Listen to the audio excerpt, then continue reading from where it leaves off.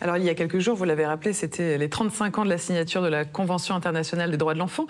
Alors moi, je me demande ce que sont les spécificités des droits de l'enfant. Vous pouvez d'ailleurs me répondre tous les deux, maître, peut-être? La Convention internationale des droits de l'enfant a, dans ses 54 articles, décliné toute une série de droits visant à protéger cet être vulnérable qu'est l'enfant.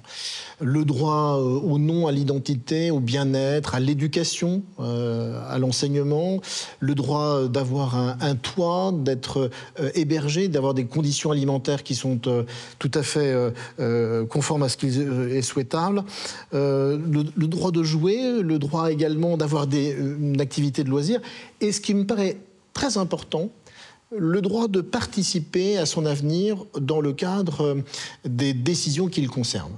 C'est la liberté d'expression, c'est le droit d'opinion de l'enfant.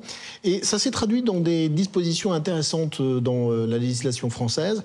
Maintenant, depuis 2002 très exactement, l'article 371-1 du Code civil indique que les parents doivent associer les enfants aux décisions qui les concernent en fonction de leur âge ou de leur maturité. On oublie un petit peu cette disposition, mais on la leur rappelle, cette disposition, lorsque notamment, vous savez, il y a un conflit entre deux parents sur les droits de ce qu'on appelait autrefois de garde, la résidence alternée.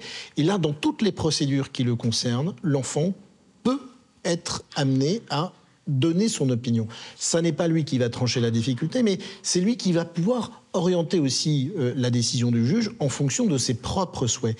Et dans ce cas-là, la parole de l'enfant est recueillie nécessairement en présence d'un avocat. C'est l'article 338-1 du Code civil. C'est important de rappeler ces droits fondamentaux et ces spécificités qui nous sont issus de la Convention internationale des droits de l'enfant.